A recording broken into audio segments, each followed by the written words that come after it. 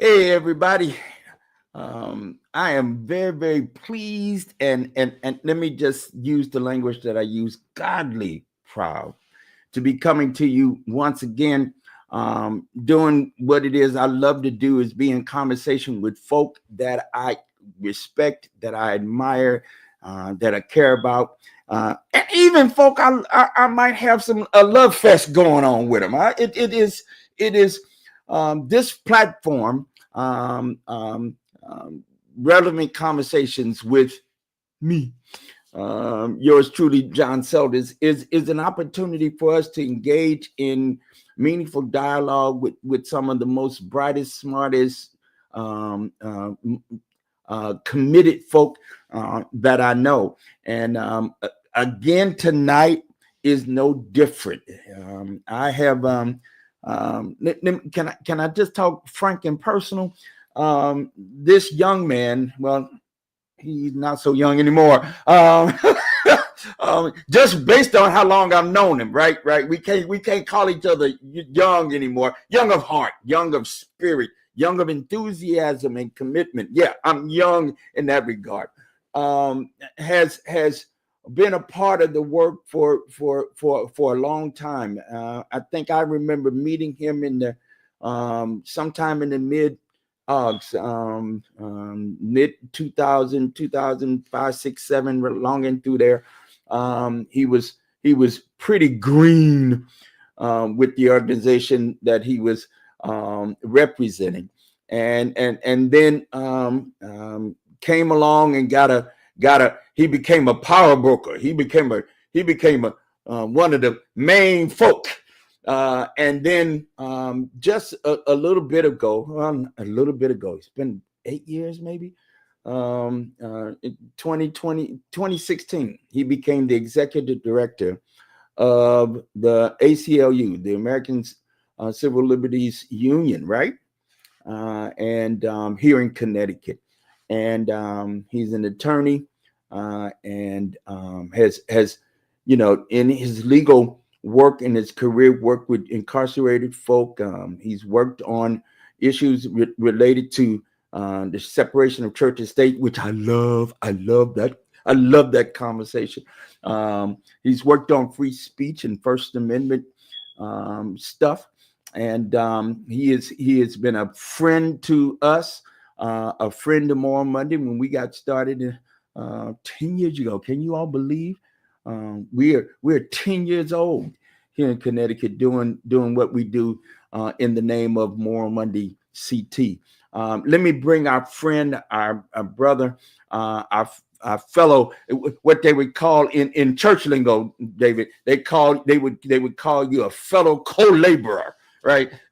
Our friend and brother and a justice champion who has His commitment has been unflinching and unwavering. And in fact, even though sometimes we've gone to battle with each other, we come out on the other side better. And that's what friends do. Friends say, "Hey," and we go, tit for tat.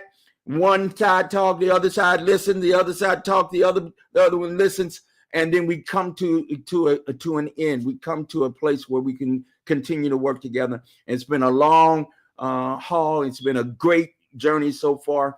Brother David McGuire of the ACLU Connecticut, come on, greet our folk tonight. Thank you for having me, John. That was a very, very nice opening and welcome. I'm not sure I deserved much of that, but I'm very grateful for your friendship, stewardship of the work, and to be here tonight.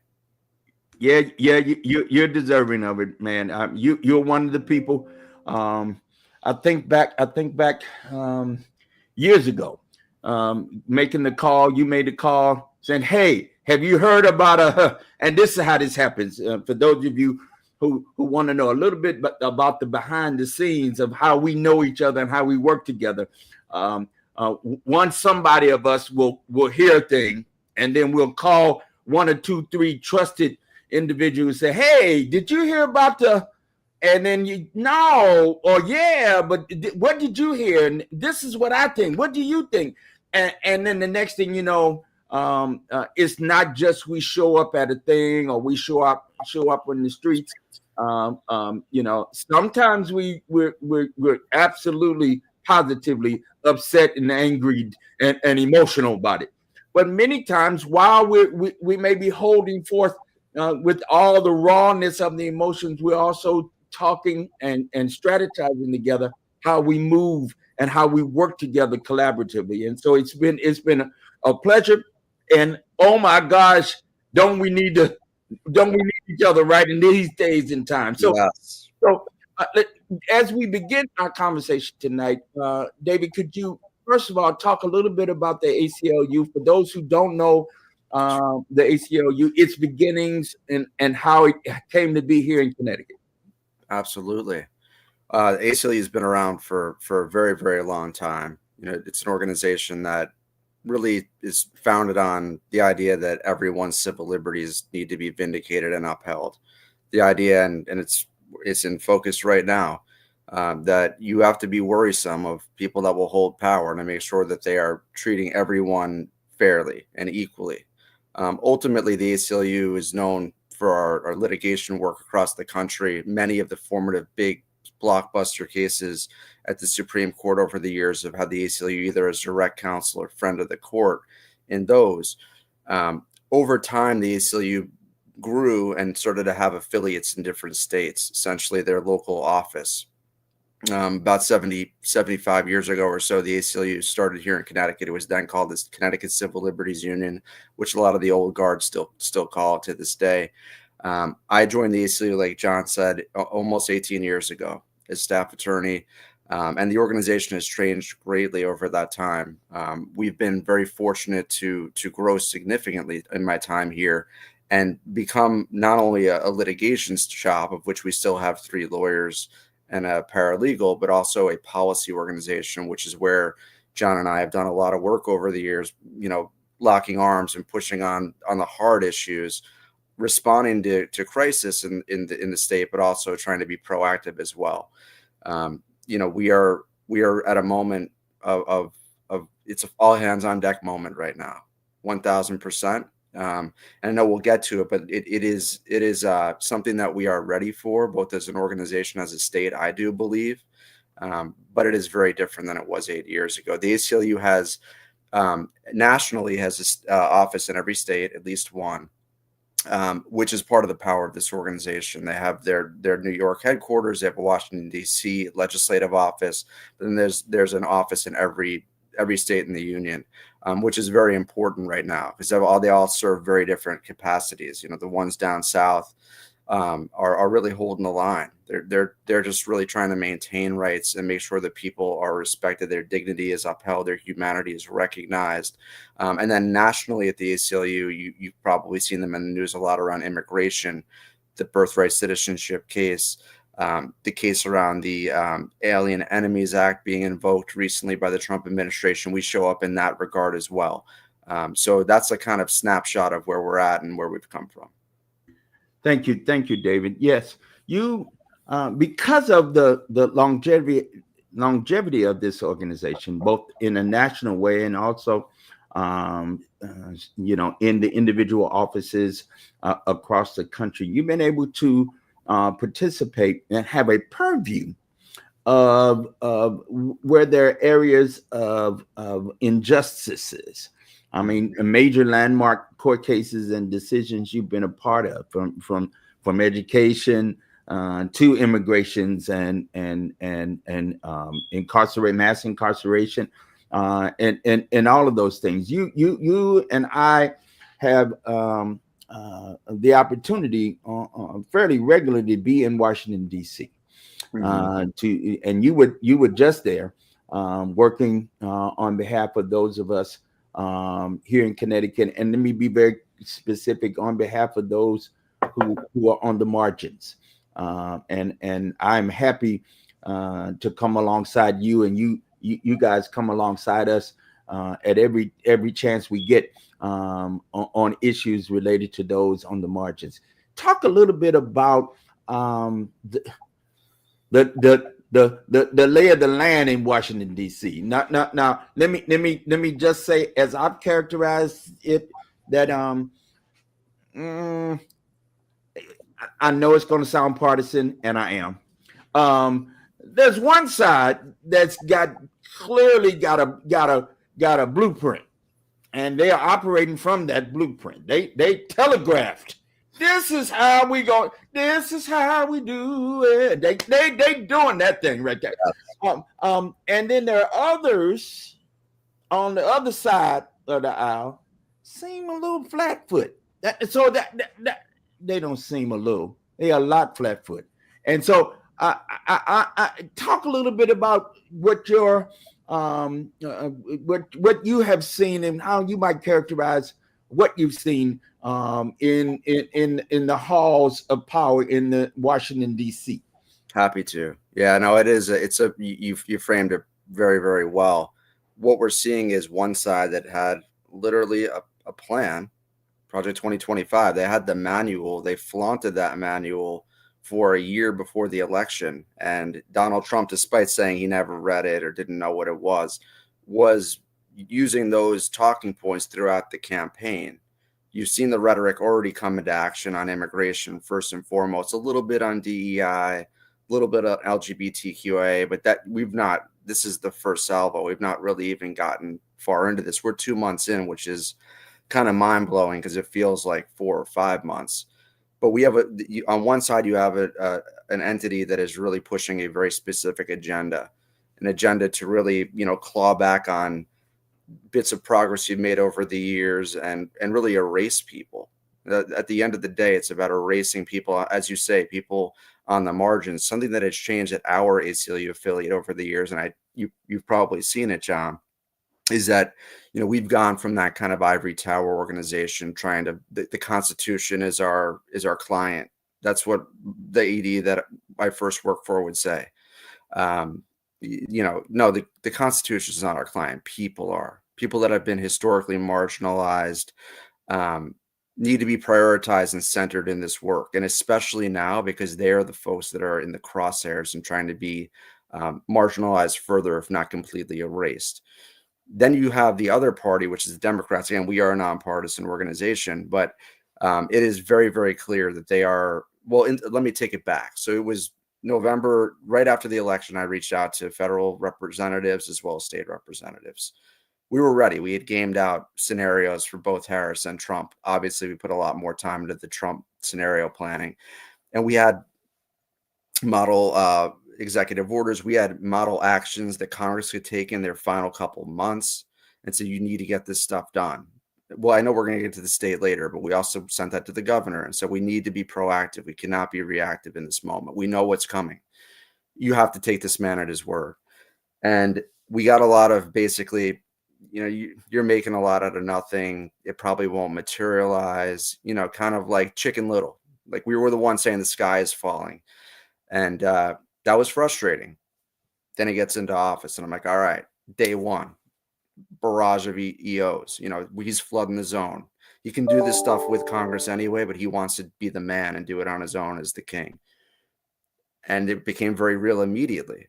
But still, we see this kind of slow walking, to say flat-footedness, a complete lack of dynamicism in terms of how to address this and even message on it. That was one of the things. I was down in DC with Tabitha from Connecticut Students for a Dream. We were lobbying our federal delegation on immigration and the Lake and Riley Act and this other act that is now that passed, unfortunately. And another act that's in play now called No Bailouts, which would essentially defund cities, 15 of them in Connecticut, that respect undocumented folk. And they came as much as to tell us, we don't know how to talk about this issue. We do not have a game plan. And that's just completely unacceptable. Ultimately, at the end of the day, I do think, I know we'll talk more about this, but it is an imperative that people here put pressure, they support, and then also at the same time pressure their federal delegates to be bold, to be decisive, to be nimble, and not to play on the margins, because you can't do that in a game like this where we know the stakes are so high. They have a plan and they're going to be aggressive. Democrats have to do everything they can to hold the line and make it difficult and painful for the Republicans to move on this agenda. And truthfully, we've not seen a lot of that yet out of this delegation or the party as a whole. Yes, thank you, David. That this seemingly caught flat-foot, this flat-footedness, this well, as if these are regular times. And, from my perspective, these are extraordinary times, and the measures being taken. I'm a small student of history, right? I love reading history, and how I'm seeing it is that there have been historical moments and inflection points in our recent past. When I say our, I am speaking of the West. Right, I'm speaking of the way the colonial powers moved in to places like Africa and the Americas and took over. All right, and how they maneuver and moved using money as the driving force. At the end of it were people, and to the point that even in this so-called alleged nation, we made Black people 3/5 human, knowing full well that Black people were human beings, but for the purposes of money and voting power, we staked out this particular claim that we had to do 13th, 14th, 15th Amendment, and I find it ironic that they go right to the 14th Amendment to say birthright citizenship. Well, not so much. I mean, they're using the very thing that was built for Black people to now use it against Black and brown people and other folk, right? It's just oh boy. And they're using the law, counselor. They're using the law, or at least misusing it. But this is how this works, and how things got set up to set the court, the Supreme Court, in a certain context and the direction, and to boast about, oh my God, this is what Art did, and I don't want to. I'm not making light of this at all. We are in serious times, and so my question to you is, how then aren't we to be thinking about some of this stuff? All right. Here we are. We got immigrations. You would there in DC talking about immigrations. We got citizenship, right? That's embedded in that playbook. By the way, everything that they've done so far comes straight out of Project 2025. The DOE, the Department of Education. A Connecticut resident is now the secretary of the Department of Education, who comes out of wrestling. WWE, Yes. Really? Really? Yes. Here, WWE? All righty. Okay. Yeah. Folk who, in my mind, don't have governance in their background, but have business ish, Mm. right? Anyway, I'm talking too much. Talk to us a little bit about the areas of your work and how you have at least begun to carve out spaces for the ACLU here, abroad beyond Connecticut, but also here in Connecticut. What are the kind of lanes you all are paying attention to? Yeah, that's a great question. I mean, another thing that has changed significantly since I started here is we are a lot more mindful about where we show up and how we show up, to be real. And we've probably some of our lock and horns in the past was about the ACLU big futting in and not realizing we, really not ill intentioned, but lots of harm done. So we've changed that a lot over the last several years. Um, International organization has also moved in positive ways in that regard too. So it's about figuring out where our presence is needed and welcomed, where we can be a force multiplier, and where that's really showing up most is really on the immigration issue nationally. Here in Connecticut, we were really seeing this as a tier 2 issue, or with support community here, but we've been very directly asked to be more engaged in that fight here. So we have heard that call and responded. The other area that's a big one here in Connecticut, but more nationally, is LGBTQA rights, in particular around the rights of trans folks who are really have a tremendous target on them by the federal government. That was made a huge issue of in the federal campaign. And now Donald Trump is on his way to try to really go after those communities. And again, erase them and remove and really like neutralize what they call as the criminal immigrant crime wave, which is this crimmigration narrative, which is completely false and irrational.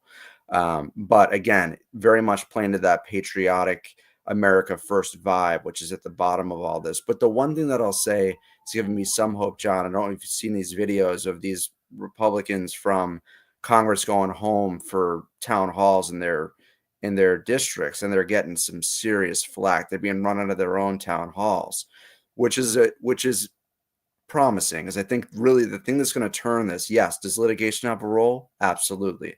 Do legislators in Washington have a role in gumming up the works and not allowing things to go smoothly? Absolutely. But really, more than ever, people power and people standing up and saying enough is enough. And will it come on the racial justice grounds? No, it probably won't. But when people start to feel the pain of really what is setting up as an oligarchy coming in our country and really sitting on workers and their families, that is a moment where you talk about inflection points. I see there being a real moment where there can be power built and a pushback on the establishment that is really trying to crush so many folks here in the country. So I think that, long and short of it is we're showing up mostly in the immigration space and in the LGBTQIA space, but we're also playing roles in other things on other issues as well. I just have to comment. Congresswoman Sarah McBride was elected to Congress last fall, a trans woman out of Delaware, and recently saw a committee hearing she was in where the Republican chairperson, was disrespectful and demeaning to them, and I was appreciative, at least a little bit, that there was a little bit of stancation pushback on it.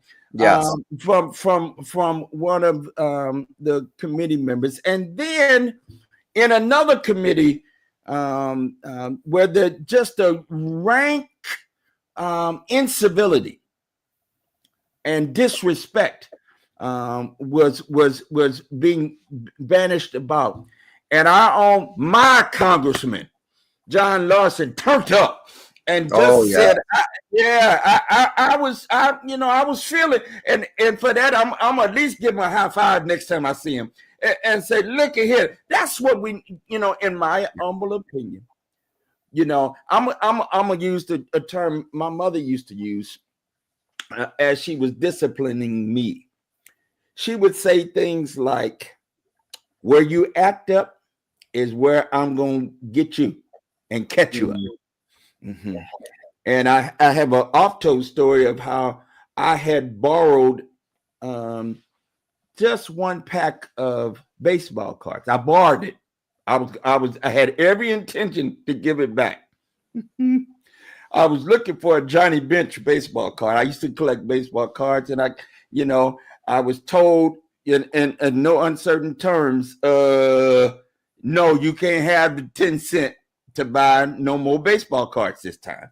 But I borrowed it. I don't know how it happened, but I borrowed a pack, and I couldn't wait to get home to open up that pack. And any of you have done baseball cards, it has some bubble gum in there that you chew 3 times, the sweetening goes out, and that's it. But it lights up a whole area. The baseball card in the package with the gum. I couldn't wait to get home. I had to open that package in the car. My mom said, "What's that?" And of course, then I had to be forthcoming about my arrangement of borrowing. And my mother, on literally, it felt like 2 wheels, made a U-turn in the middle of West Florissant. That was the street that people will remember in Ferguson. That West Florissant was one of the streets that the young people turned up on. It was on that street, further down. She turned around. We went back to the store, and I was, let me just say, I was given a discipline worthy of my borrowing. All right. And I learned a very valuable lesson. And in fact, I would hope that in these times, because they are deserving of, when things are done that are just not right, that we have certain ones of us relying on decorum as the impetus. When there's been you don't govern by executive order, do you? Is that good governance? It's just writing EOs all over the place? No. In fact, that's one. If you want to take this form of representative republic, we've had that conversation already offline. There are 3 branches of government. There's the executive, there's the judiciary, and the legislative, and they all work together, and they all have their lanes, and then they all have their thing that they do. And the fact of business is, much of what has happened, there's been no legislating going on at all. Typically, by now, you got a couple of bills that's we still talking about that got kicked down, down the line from last year. And again, we got some funny business going on. We do. With that, with folk voting for the.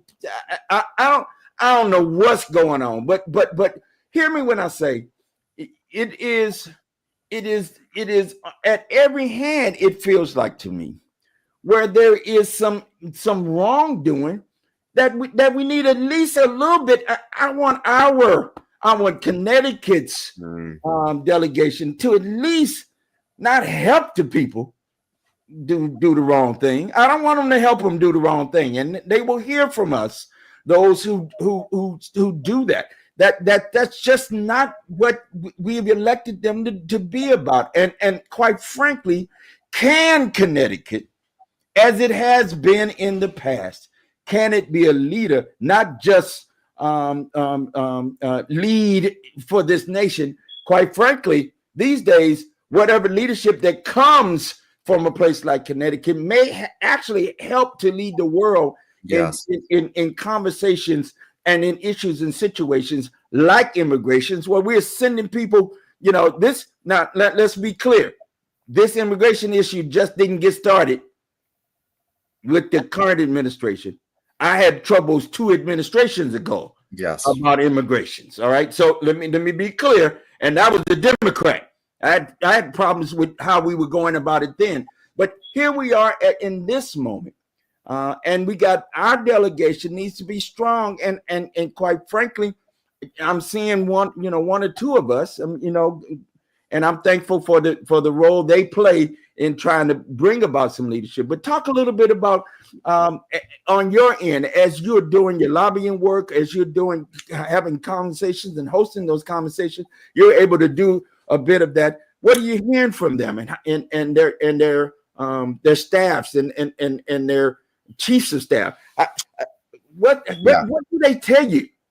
Well, so one thing I just want to raise up that you just already named, like when that congresswoman was misgendered and the rep from Massachusetts stood up and called order and they ended the meeting abruptly. You're exactly right. That's the kind of, we cannot let those kinds of things slide or be seen as normal or acceptable. And to your point, our representatives and our two senators are in the place where they can stand by our values. They can be bold and know that it's not going to rock the boat back home. In fact, it's going to get their constituents to support them even more. But they need to hear from folks for that to be the case. And what they're hearing often is that people are feeling hopeless. They're not hearing as much from folks because at the federal level, I think a lot of even ACLU supporters who are coming to our events, so they're galvanized enough to come out. We held these town halls. We had over 1,000 people at these town halls. And some of those folks are even say, well, what's the use of writing to my senator or my rep? They don't have, they're in the minority. They can't do anything down there. And there's a real reason, because they need to know what your priorities are. You want them pushing hard. You want them being bold. And you're exactly right, John.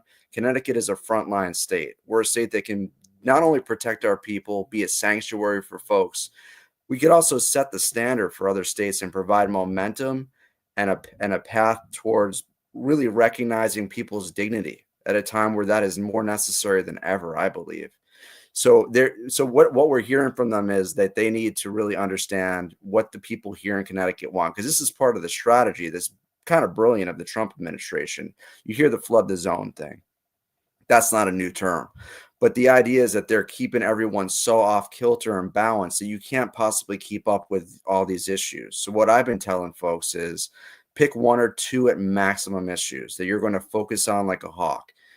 For your own mental health and sanity, you cannot read the entire news feed and doom scroll all day. But pick the two things that you really care about that impact you or your loved ones deepest and be on it.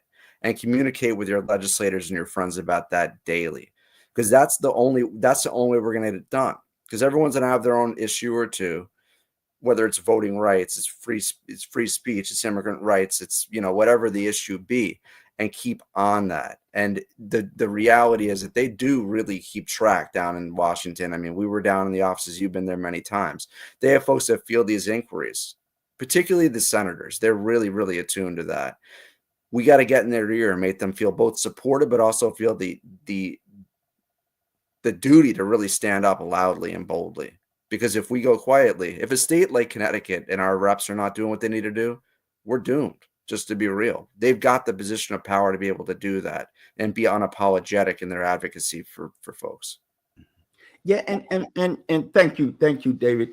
I want to say that I do hear and see and have a great deal of empathy for those who upon seeing and hearing day for day the flood of both messages and misinformation and the broad spectrum of opinions that are thrown up and out there. It certainly is meant to be chaotic. It's meant to cause confusion. It's meant to get you to say what and to be kind of thrown off. And yet there are a couple of things. I'm hearing my beloved Pamela. You have one too. My Pamela will say, at the end of every policy and law, there are people. All right, true. Not to be forgotten ever.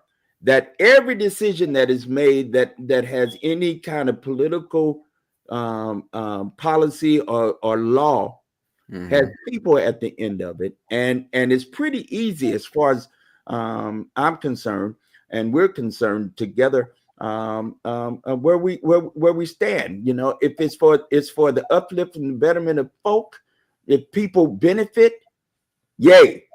If people don't, if people are injured or harmed or hurt, then no, no. And quite frankly, I don't know why or how folk are getting that all twisted up and confused. How are you confused about that? That's Yeah. when we talk about, for me, I'm often in the conversation. I lead an organization called Moral Monday, Connecticut, right? So I'm going to talk about what is moral, and moral is gifted to us. It comes from a number of different traditions, but most often in our context, when we're talking about what is moral or morality, there's some religious tone to it, if not explicit, then implicit, then explicit. But what we're talking about at the end of it is what's right and wrong. And quite frankly, who benefits, where does the buck stop, and where the money flows, right? And I mean, it's pretty easy. It's pretty easy to sum up much of what we got going on. Now there are some cases where we got to go a little bit slower, and I can appreciate there are folk on either side of a particular kind of issue, right? And yet I believe that in a place like the United States of America, with this high dream, liberty and justice for all, I mean that's a high dream. We ain't had a whole lot of liberty. Otherwise, your organization wouldn't have the need to use it in the name. That's been a battleground, right? And justice has really meant for most folk just us, meaning wealthy white men who are heterosexual, or at least representing as such, and quite frankly have a kind of white nationalistic approach to things. I mean, we've had every justice oriented policy or law that's been won has been a well fought one. In fact, if we talk about race, just for a moment, if I talk about race, we went to war in this country for 4 years. They call it the Civil War, while some would call it states' rights. This was about slavery and either the proliferation of it or the ending of it, right? And then we had a whole 10-year period where there were gains that we've never seen before, and then it got to be enough. And where reparations were given, not to the blacks who were promised, 40 acres and a mule, those former enslaved people, but the reparations were given to those who were the enslavers, in fact, in that case. So let's be honest. And then, if we're talking about education, they got policies and laws they want to enact. If I'm looking at 2025 correctly, where they want to take the books that tell the real truth of some of this and say it's just too much it's too much for some of our people to understand, to hear the real truth of it all. It makes them feel a certain type of way. When in fact, those who have been involved, who have been oppressed and depressed by those same policies and laws, have lived it. It's my lived experience. Epigenetically, I've engaged in some of the woefulness of some of the histories that have been reported and have been done. And the fact of business is, we don't even want to tell the truth historically about some of this stuff. And that's let alone not talk about women. Just got the right to vote yesterday. Yesterday. And now they want to roll that back. Women's bodies, we want to. The Handmaid's Tale y'all thought was a TV show. Not so much. So in my mind, the battleground is we got to walk and chew gum at the same time. What I'm hearing you say is, there's got to be some pushback and some real opportunities for those of us who have friends in some of these places to say that a great job or horrible job. Agree. Yeah, no, I totally agree. I mean, what's different this time than last time, which is pretty apparent, is that he's surrounded himself by yes people. So there were some natural controls last time. Even they were in his administration, but they also had somewhat of a respect for the rule of law and government because they were creatures of that system. To your point earlier, he's brought in business leaders and people that have a fiduciary interest in all of this that are not they're not tied to the rule of law at all. They have an ends, and they're going to use any means to get there. So truly, more so than ever, and you know this, John. Like I'm someone that came through this work as a lawyer.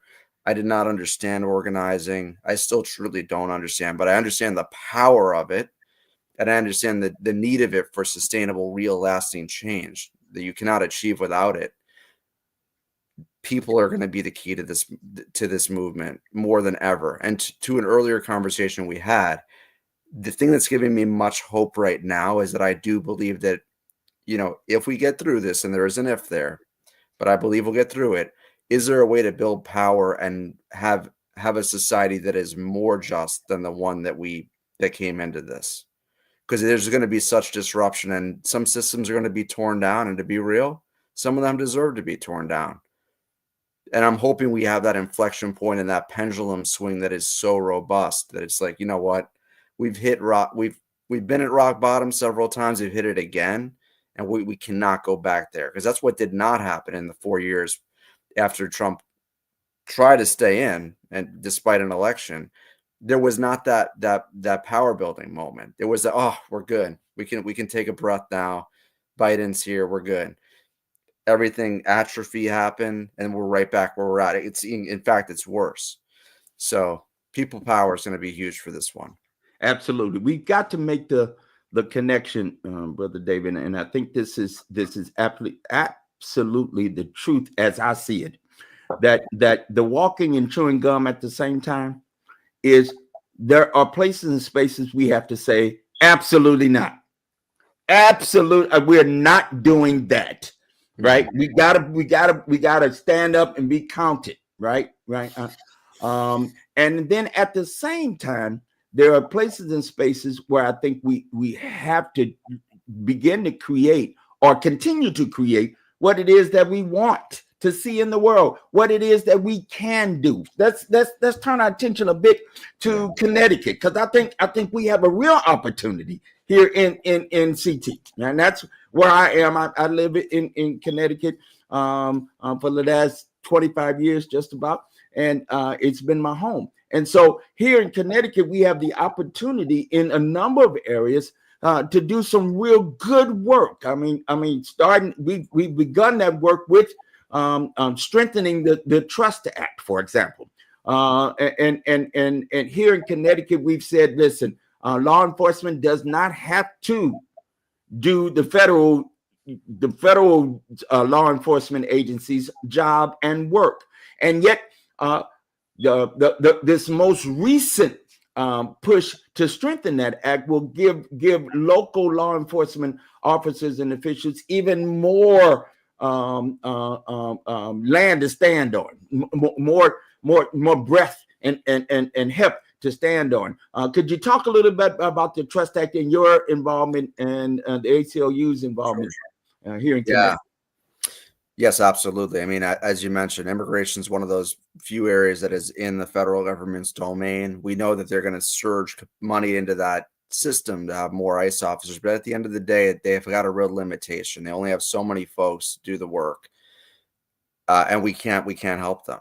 We have to do everything we can to make them do their work on their own and protect our communities. And the Trust Act at its heart, and we were part of the passage and updating of it back in the day, was about establishing, I would say establishing, people would say building, but establishing trust between law enforcement and undocumented communities so that they will go to the hospital, they will report crimes, they will go to court, they will be able to be, full residents of this state and not be fearful of immigration and customs enforcement being called on by local law enforcement. And we're mostly talking about towns and cities, really towns mostly, that have really shown in the past, we have got a very dirty history in terms of immigration.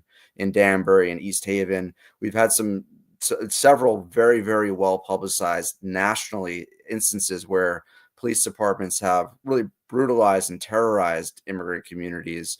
And we've seen both during Trump 1.0 and even under Obama, departments willingly say, I want to sign a 287G. I want to be deputized to do the work of ICE. We cannot have that here.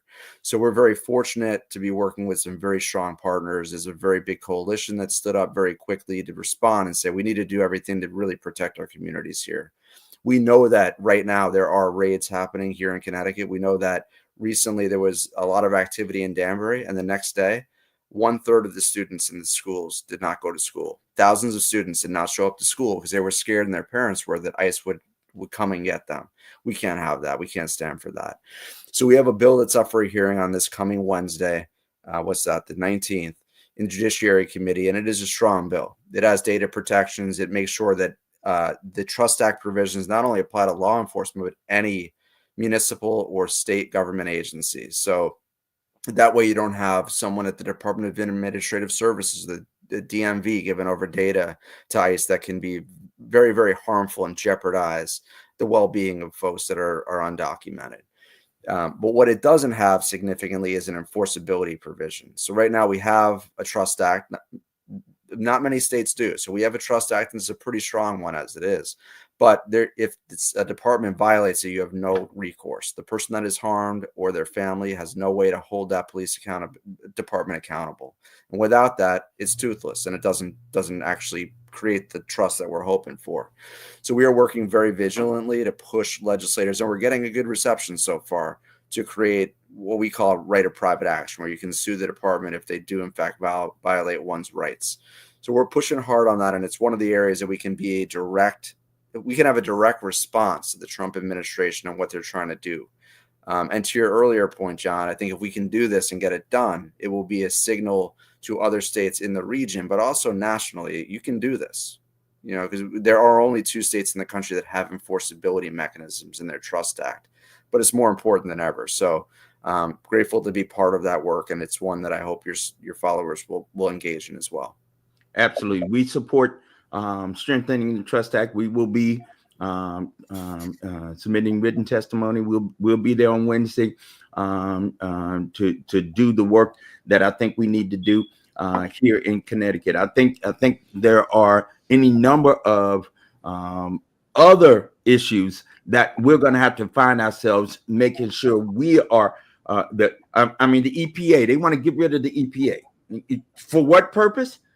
Quite frankly, the EPA is one of those organizations, those instrumentalities in our federal government that cause the folk who break the law on breaking the law. Well, they want to get rid of the EPA, so there's no enforcement of the rules. Exactly. And so it goes back to the proverbial wild, wild west, where everybody's doing whatever they want to because they're making money, right?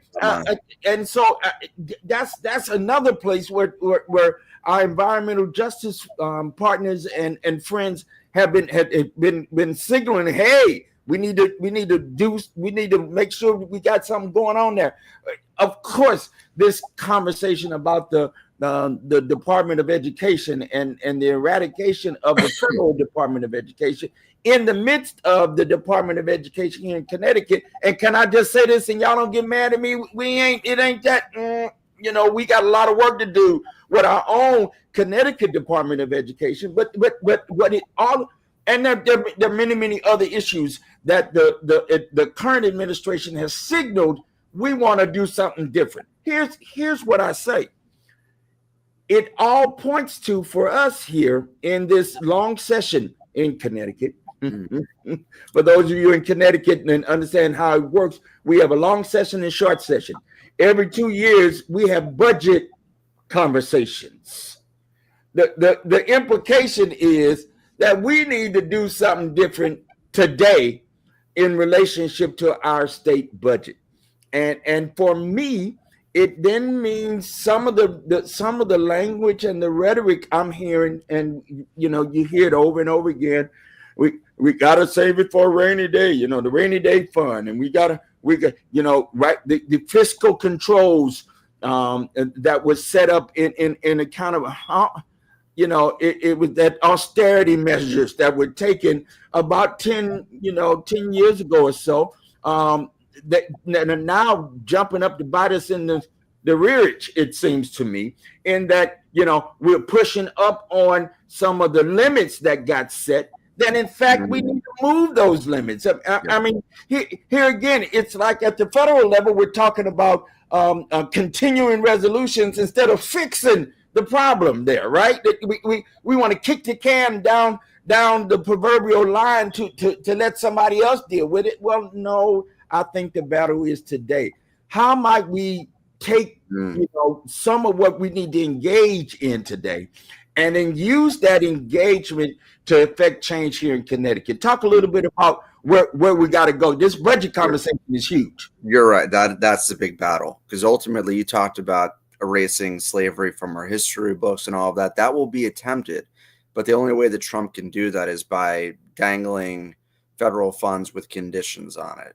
Like you're going to rewrite your syllabus for these classes. You're not going to include these modules, that kind of thing.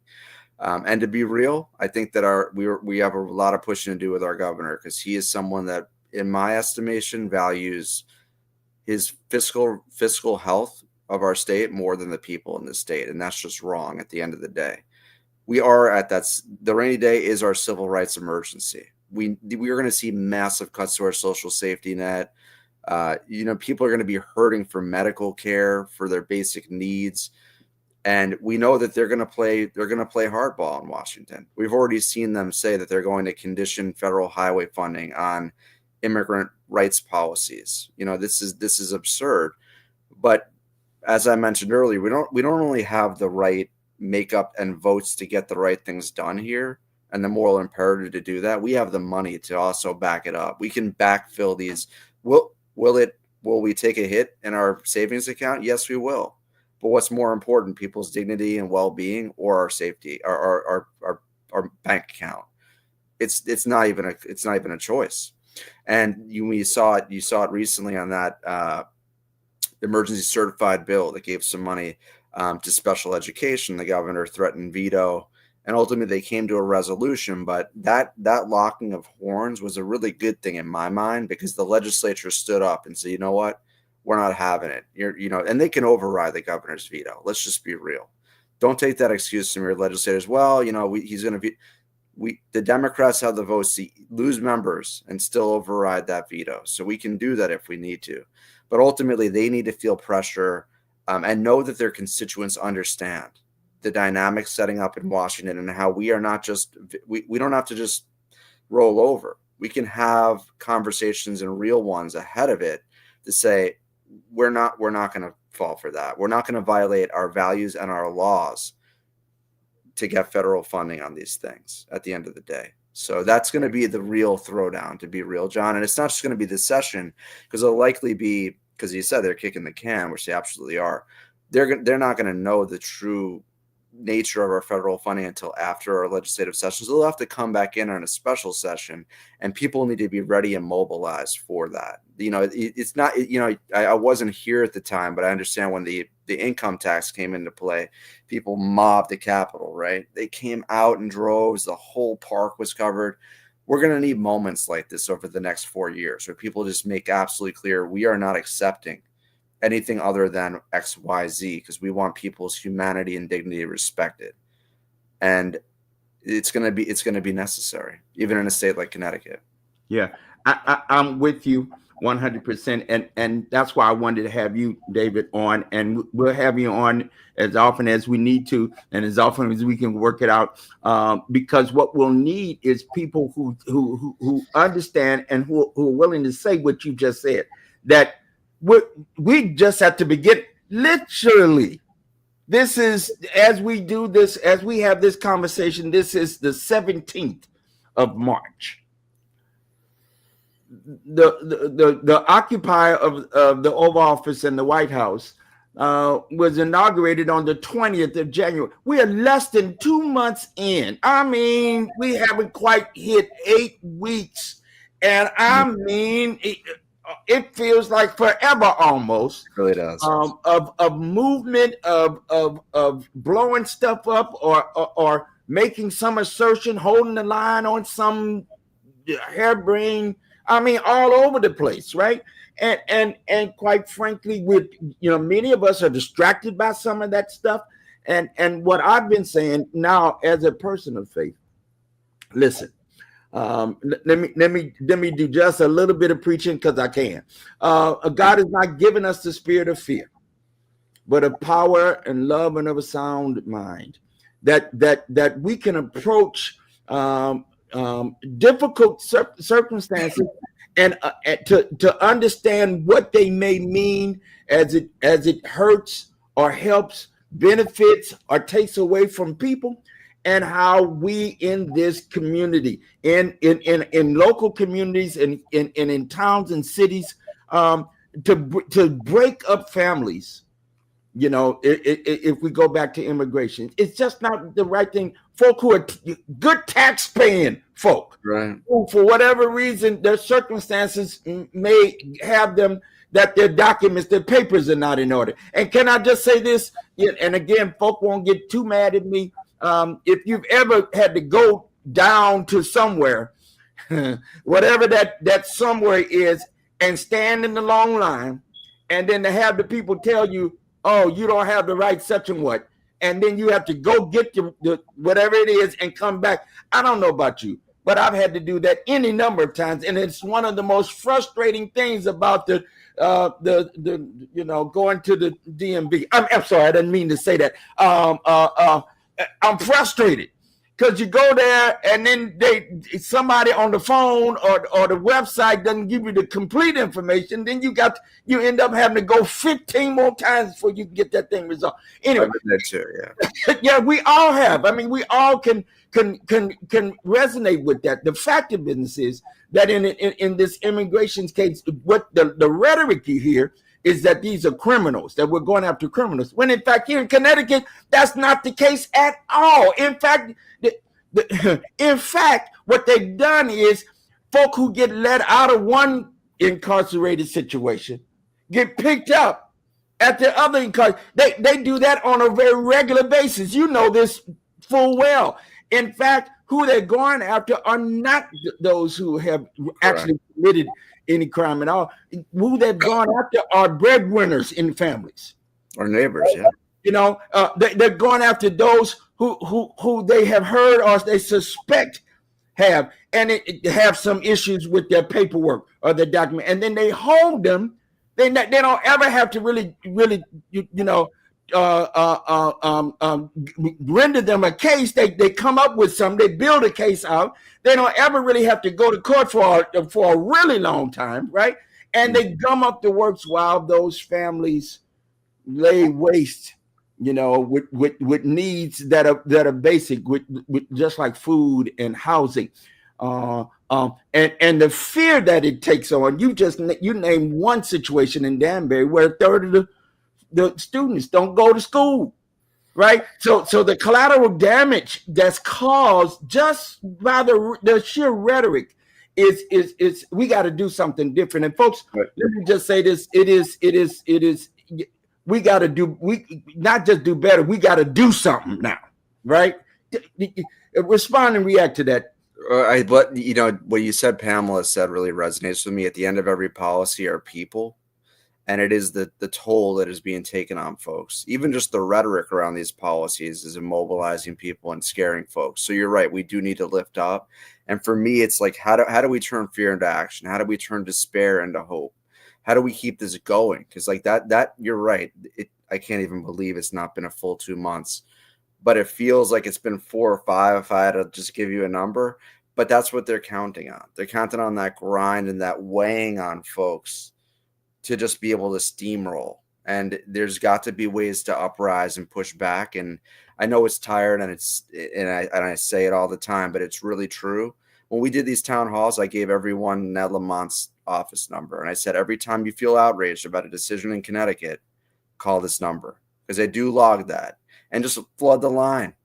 truly, but then also show up in person. And like that's something that you always do so well, John, with the moral budget and showing up, because when people are there, and I know it's not easy to take time out of one's day, but these are such truly life and death decisions that are being made. This budget is going to implicate life and death for communities. I'm not exaggerating by saying that. And the gun is being held against us by Washington, but we also have ability to defend ourselves and protect the people that we love and care about in the state. So you're right. Action is the name of the game, staying engaged, staying informed. And I, again, think it is picking that one or two issues and just being on it and dogged about it and just not letting up and being relentless and taking care of oneself too at the same time as the best we can. I appreciate you, David. We're at time, and I want to respect your time. Thank you for pushing to be with me tonight.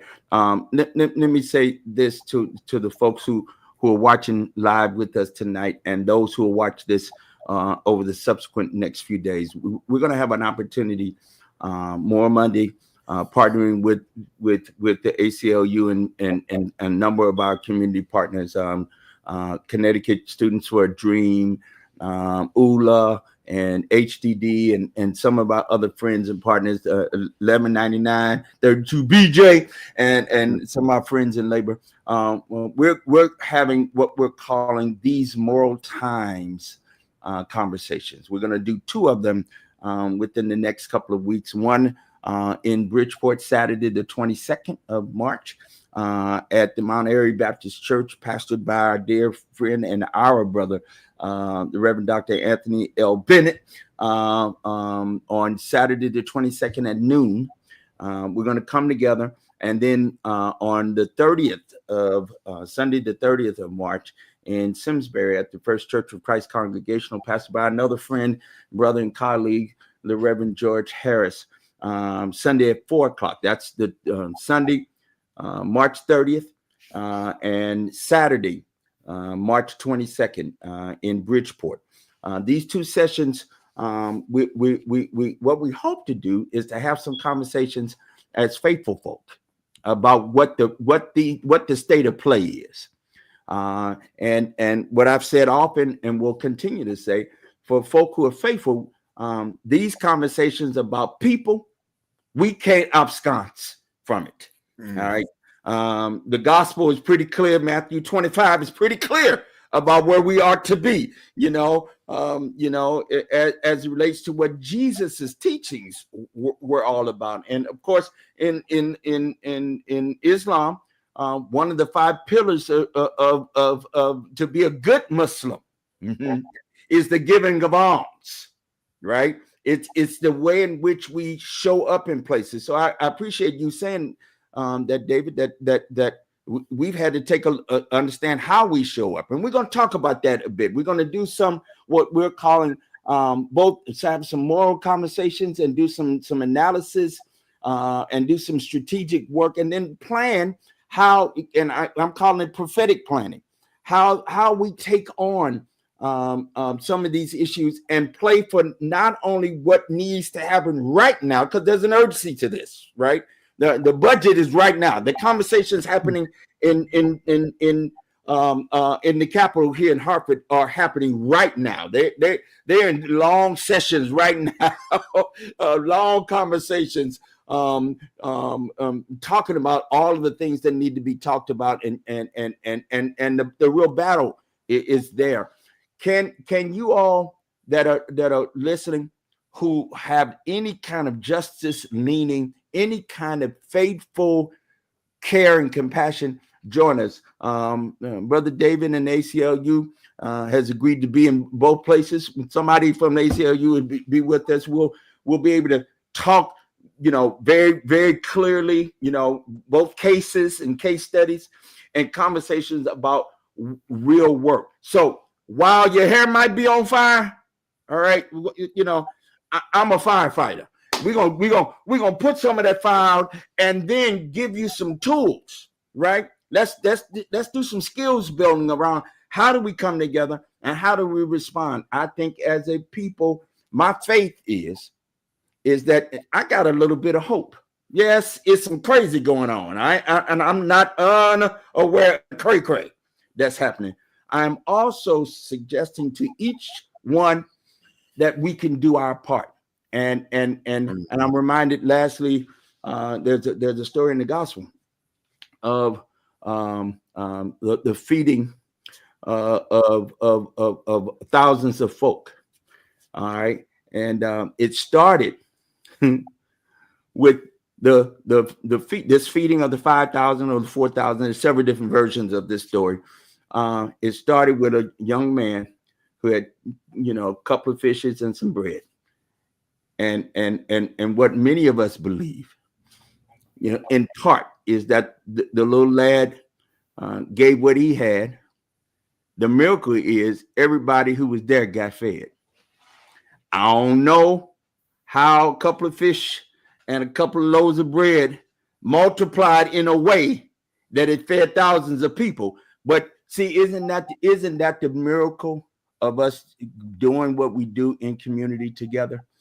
That one act of kindness and compassion, with a little bit of love, salted with a little bit of grace and love, can carry the day and win not just that moment, but win the tide, so that whole communities live into the blessedness of it. I know I'm a little preachy. I know. I get to do that. All right, but that's what I believe is needed now. That some of what we do has to be located in our faithful response. And can we say that together in Connecticut?